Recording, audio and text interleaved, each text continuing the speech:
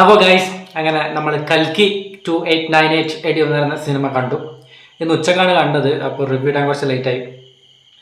ഒരു action packed fast പേസിലൊക്കെ പോകുന്ന ഒരു ടപ്പ് ടപ്പ് ടപ്പ് എന്നൊക്കെ പറഞ്ഞിട്ട് പോയി നമ്മൾ കണ്ടു തുറന്നു നോക്കുമ്പോഴേക്ക് അത്രയും ത്രില്ലിംഗ് ആയിട്ടുള്ള ഒരു എൻഗേജിങ് ആയിട്ടുള്ള അത്തരത്തിലുള്ള ഒരു സിനിമയല്ല. ലാഗ് ഉണ്ടോയെന്ന് ചോദിച്ചാൽ ലാഗ് ഉണ്ടെന്ന് പറയും. ഇടയ്ക്കൊക്കെ നമുക്ക് ബോറടിക്കുമെന്ന് വെച്ചാൽ നമുക്ക് എനിക്ക് ഇടയ്ക്കിടയ്ക്ക് ഒരു ബോറടിക്കലുണ്ട്, ഉണ്ടായിട്ടുണ്ട്. പക്ഷെ അതിൻ്റെയൊക്കെ മുകളിൽ ഈ സിനിമ നൽകുന്ന ഒരു എക്സ്പീരിയൻസ് ഉണ്ട്, അല്ലെങ്കിൽ നമ്മൾ അറിയേണ്ട ഒരു സംഭവമുണ്ട്. അതായത് ഈ നാഗശ്വി എന്ന് പറയുന്ന ഒരു ഡയറക്ടറുടെ ഒരു ബ്രില്യൻസ്, അല്ലെങ്കിൽ അയാളുടെ ഒരു കഴിവുണ്ട്. നമുക്കും ഇങ്ങനെയുള്ള ഒരു സിനിമ ചെയ്തെടുക്കാൻ പറ്റും എന്നാണ് ഇവിടെ പ്രൂവ് ചെയ്തിട്ടുള്ളത് നാഗശ്വൻ. അതിന് പുള്ളിക്കൊരു സല്യൂട്ട് കൊടുത്തേ പറ്റും. എന്നാ ലെവല് മേക്കിംഗ് ആണ്. മേക്കിംഗ് എന്ന് പറഞ്ഞാൽ നമ്മൾ സംഭവം എല്ലാ സിനിമയുടെ റെഫറൻസ് ഒക്കെ ഉണ്ടെന്ന് നമ്മൾ പറയുന്നുണ്ടല്ലോ, പക്ഷെ അതൊക്കെ ഉണ്ട്. പക്ഷെ അതിൻ്റെ അപ്പുറം അത് നൽകുന്ന നമ്മൾക്ക് കാണുന്ന സമയത്ത് ഓക്കെ ഇതൊരു ഇന്ത്യൻ സിനിമയാണ് നമ്മൾ കാണുന്നത് എന്ന് നമ്മളിങ്ങനെ വണ്ടടിച്ച് നിൽക്കുന്ന ഒരുപാട് സീക്വൻസുകളുണ്ട്. ഒരുപാട് സിനിമയുടെ റെഫറൻസ് നമ്മൾ മുന്നേ എക്സ്പെക്ടേഷൻ വീഡിയോയിൽ നമ്മൾ പറഞ്ഞ പോലെ എല്ലാ സിനിമയുടെ റെഫറൻസ് ഉണ്ട്. ഡ്യൂൺ ആയിക്കോട്ടെ, സ്റ്റാർ വാർസ് ആയിക്കോട്ടെ, അലീറ്റ ആയിക്കോട്ടെ, ടെർമിനേറ്റർ ആയിക്കോട്ടെ, അങ്ങനെ എല്ലാ സിനിമയുടെയും സ്റ്റോറി ലൈനും അല്ലെങ്കിൽ ആ ഒരു ഫ്യൂച്ചർ ബിൽഡിംഗ് ആണല്ലോ. 28988 എന്ന് പറയുന്ന ഒരു വർഷത്തിലാണ് കഥ നടക്കുന്നത്. അപ്പം ഫ്യൂച്ചറാണ്. അപ്പോൾ ആ ഫ്യൂച്ചർ എന്ന് പറയുന്ന ഒരു വേൾഡ് ബിൽഡ് ചെയ്യുന്ന സമയത്ത് ഒരുപാട് റെഫറൻസുകളുണ്ട്. പക്ഷേ ഞാൻ എക്സ്പെക്ടേഷൻ വീഡിയോയിൽ പറഞ്ഞ വേറൊരു കാര്യം ഉണ്ടായിരുന്നു, ഇമ്പോർട്ടൻ്റ് ആയിട്ട് കാര്യം ഉണ്ടായിരുന്നു. എന്നെ ഈ സിനിമയിലേക്ക് എക്സ്പെക്ട് ചെയ്യുന്ന അല്ലെങ്കിൽ ആകർഷിക്കുന്ന മിത്തോളജിയാണ്. അപ്പോൾ ആ മിത്തോളജി ഞാൻ അതിൽ പറഞ്ഞൊരു സംഭവം ഉണ്ടായിരുന്നു. അതായത് ഇന്ത്യൻ ഓഡിയൻസിന് കണക്ട് ചെയ്യാൻ എന്താണ് അവർ ചെയ്തിട്ടുള്ളത് എന്നുള്ള സംഭവം, അതാണ് മിത്തോളജി ബ്ലെൻഡിങ് എന്ന് പറഞ്ഞു കഴിഞ്ഞാൽ. ആ മിത്തോളജി പാർട്ട് ഇല്ലെങ്കിലുണ്ടല്ലോ ഈ സിനിമ ഇന്ത്യയിൽ 8 നില പൊട്ടും, ഉറപ്പാണ്. ഒരാളും കാണില്ല. കാരണം കണ്ടു കഴിഞ്ഞ് ഇറങ്ങിക്കഴിഞ്ഞാൽ അവർ പറയും എടേ ഇത് ഹോളിവുഡ് മറ്റേ പടേ, ഡ്യൂണടേ, സ്റ്റാർ വാർസ് അടേ, ഇന്ന പടടേ, എല്ലാം കോപ്പി വെച്ച് നമ്മളെ അറ്റ്ലി ജവാൻ ചെയ്തില്ലടേ, അതുപോലെ എല്ലാ സിനിമയുടെയും റെഫറൻസ് എടുത്തു വെച്ചിട്ട് ഒരു സിനിമ ഉണ്ടാക്കിയെന്ന് പറയും. നമ്മൾ തന്നെ പറയും, ഉറപ്പായിട്ടും പറയും. പക്ഷെ ആ മിത്തോളജി പാർട്ട് ഇതിലേക്ക് വരുമ്പോഴുണ്ടല്ലോ അത് തരുന്ന ഒരു എക്സ്പീരിയൻസ് ഉണ്ട്. അതാണ് എനിക്ക് ഏറ്റവും കൂടുതൽ എന്നെ ആകർഷിച്ചതും അതാണ് എനിക്ക് ഇതിൽ കിട്ടിയിട്ടുള്ളതും. അത് ഞാൻ പറയും. അങ്ങനെ ആ മിത്തോളജി പാർട്ട് നമുക്ക് തരുന്ന ഒരു ഫീൽ ഉണ്ട്. നിങ്ങളിപ്പോൾ ഒരു മഹാഭാരതം ഫാനാണ്, അല്ലെങ്കിൽ മിത്തോളജി മഹാഭാരതം എന്ന് പറയുന്ന ആ ഒരു സംഭവത്തിൽ നിങ്ങൾക്ക് നല്ല ഇൻട്രസ്റ്റ് ഉണ്ട് എന്നൊക്കെ ഉണ്ടെങ്കിൽ ഒരുപാട് സർപ്രൈസസ് ഉണ്ട്. അതുപോലെ ക്ലൈമാക്സ് നിങ്ങൾ എഴുന്നേറ്റ് കൈയടിക്കും. എനിക്ക് തോന്നിയിട്ട് കൈയടിക്കും. കാരണം മഹാഭാരതത്തിൽ എൻ്റെ ഫേവറേറ്റ് ആയിട്ടുള്ള മിത്തോളജിയാണ് മഹാഭാരതം. അതിൽ എൻ്റെ ഫേവറേറ്റ് ആയിട്ടുള്ള ക്യാരക്ടേഴ്സ് ഉണ്ട്. അതൊക്കെയാണ് കറക്റ്റായിട്ട് ഇതിൽ വന്നിട്ടുള്ളത്. അപ്പം അത് നമ്മൾ ഒട്ടും പ്രതീക്ഷിക്കാത്തൊരു ട്വിസ്റ്റും സസ്പെൻസും സംഭവമൊക്കെയാണ്. എന്താണെന്ന് ഞാൻ പറയുന്നില്ല, സിനിമ കാണുമ്പോൾ നിങ്ങൾക്ക് മനസ്സിലാവും. ഒരു ഇന്ത്യൻ സിനിമയാണ് നമ്മൾ കണ്ടിട്ടുള്ളത്. അതായത് 600 കോടി എന്ന് പറയുന്ന ഒരു ബജറ്റിൽ നമുക്ക് ഇന്ത്യയിൽ നിന്ന് ഇത്തരത്തിൽ മേക്കിങ്ങിൽ, ക്വാളിറ്റിയിലൊക്കെ, വിഷ്വലിലൊക്കെ ഇത്രയും കിടിലമായിട്ടൊരു സംഭവം സിനിമ നമുക്കും ചെയ്യാൻ പറ്റും. നമ്മൾ കാണിച്ച് കൊടുക്കാനുണ്ട് ലോകത്തിന് മുന്നിലേക്ക്. ഡയറക്ഷൻ ഡിപ്പാർട്ട്മെന്റ്, സിനിമാറ്റോഗ്രഫി, ആർട്ട്, പിന്നെ VFX. എൻ്റെ VFX എടുത്ത് പറയാതിരിക്കാൻ വയ്യ.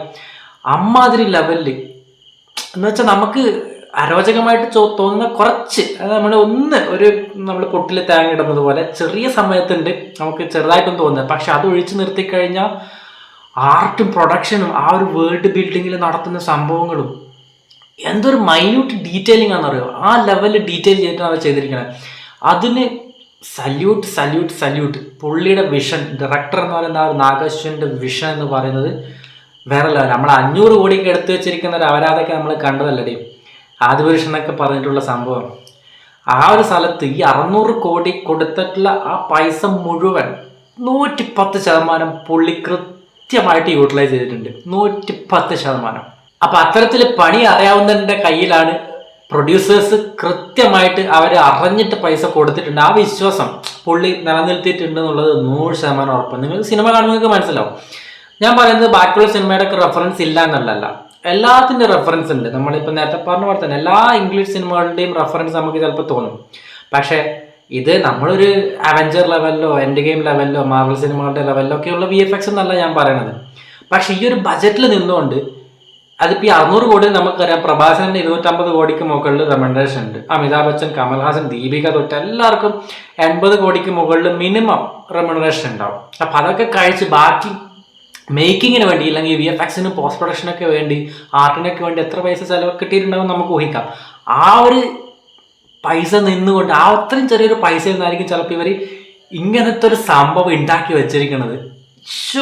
അതാണ് നമുക്ക് അഭിമാനിക്കാൻ പറ്റുന്നത്. ഇന്ത്യക്കും പറ്റുവടെ, നമ്മൾക്കും പറ്റുവടെ ഇങ്ങനെയുള്ള സിനിമകൾ ചെയ്യാം എന്നുള്ളത് നമ്മൾ കാണിച്ചു കൊടുത്തിരിക്കുകയാണ് ലോകത്തിന് മുന്നിലേക്ക്. പിന്നെ പ്രഭാസിന്റെ കാര്യം പറയുന്നുണ്ടെങ്കിൽ, നമ്മൾ മുന്നേ പറഞ്ഞതുപോലെ ഇത് പ്രഭാസിന്റെ മാത്രം സിനിമയല്ല. പ്രഭാസിന്റെ സിനിമയാണ്, പക്ഷെ പ്രഭാസിന്റെ മാത്രം സിനിമയല്ല.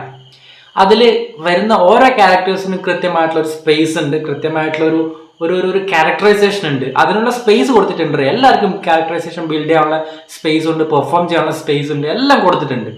അതിൽ അമിതാഭ് ബച്ചൻ്റെ ഒന്നും കാര്യം പറയേ വേണ്ട. പുള്ളി ഇങ്ങനെ ഗ്രാഫ് ഇവിടെ ഇങ്ങനെ അവിടെ നിന്ന് താഴേക്ക് വന്നിട്ടില്ല എന്നുള്ളതാണ്. എന്തൊരു നല്ല പെർഫോമൻസ് ഇടയും.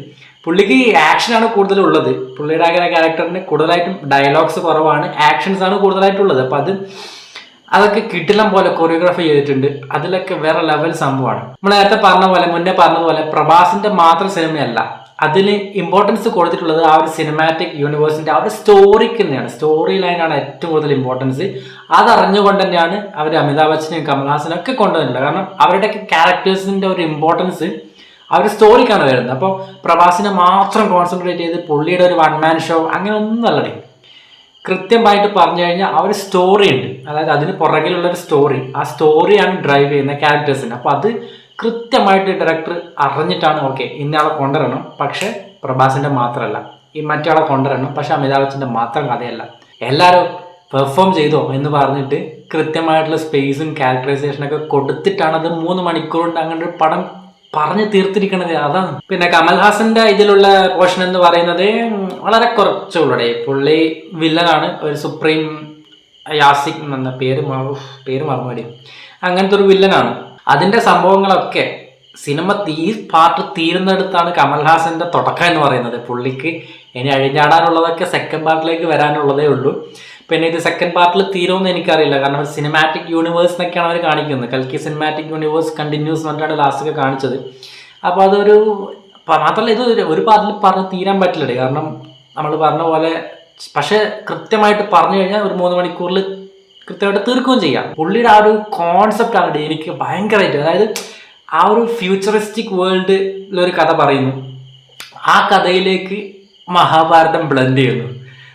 ആ ഒരു വിഷന് ഞാൻ ട്രാപ്പ് കൊടുത്തേ പറ്റും, അല്ലെങ്കിൽ സല്യൂട്ട് ചെയ്ത് കൊടുത്ത് പുള്ളിനെ സല്യൂട്ട് ചെയ്യാൻ തോന്നും. ആ സാധനം ഇല്ല എന്നുണ്ടെങ്കിൽ, ആ മഹാഭാരതം മിത്തോളജി ബ്ലെൻഡ് ചെയ്തിട്ടില്ല എന്നുണ്ടെങ്കിൽ പടം പൊട്ടും, 8 നില പൊട്ടും. ഇവിടുത്തെ ആളുകൾ കാണുപോലുമില്ല. പക്ഷെ അത് ബ്ലെൻഡ് ആവുന്നത് കൊണ്ട് നമുക്ക് കിട്ടുന്ന ഒരു ഇമോഷൻ ഉണ്ട്, നമ്മൾക്ക് കിട്ടുന്ന ഒരു അപ്ലിഫ്റ്റിംഗ് ഉണ്ട്. അത് കിടിലം പോലെ പുള്ളി എടുത്തിട്ടുണ്ട്. നെക്സ്റ്റ് പറയാനുള്ളതാണ് സർപ്രൈസസ്, ക്യാമിയോസ്. പ്രതീക്ഷിക്കുന്ന സർപ്രൈസ്, നമ്മൾ റൂമറിലൊക്കെ കേട്ടിട്ടുള്ള സർപ്രൈസസ് ഉണ്ട്, ക്യാമിയോസ് ഉണ്ട്. അതിൻ്റെ അപ്പുറം പ്രതീക്ഷിക്കാത്ത ചില സംഭവങ്ങളൊക്കെ ഉണ്ട്. അത് ചിലപ്പോൾ ഇപ്പം നിങ്ങൾ ട്രോളിലൊക്കെ സോഷ്യൽ മീഡിയ വഴി കണ്ടിട്ടുണ്ടാവും എന്തൊക്കെയാണെന്നുള്ളത്. അത് ഞാനായിട്ട് പറയുന്നില്ല, നിങ്ങൾ സിനിമ കാണട്ടെ. ആ ഒരു നമ്മൾ നേരത്തെ പറഞ്ഞ പോലെ മഹാഭാരതത്തിന്റെ ആ ഒരു സംഭവം, കുരുക്ഷേത്ര യുദ്ധം എന്നുള്ള ഒരൊറ്റ സംഭവം മാത്രമേ ഉള്ളൂ. അത് ആകെ 10 മിനിറ്റായിട്ടേ ഉള്ളൂ ഷൂട്ട് ചെയ്തിട്ടുള്ള ആ ഒരു പോർഷൻ, 10 മിനിറ്റേ ഉള്ളൂ. അതാണ് ഇവർ കട്ട് ചെയ്തിട്ട് തുടക്കത്തിലും പിന്നെ നടുക്ക് ഇങ്ങനെ ഇടയ്ക്ക് ഗ്ലിംസ് പോലെയും ഫ്ലാഷ് ബാക്ക് പോലെയൊക്കെ ഇങ്ങനെ കാണിക്കുന്നത്. ആ 10 മിനിറ്റ് സംഭവം ഉണ്ടേ, അത് മതി.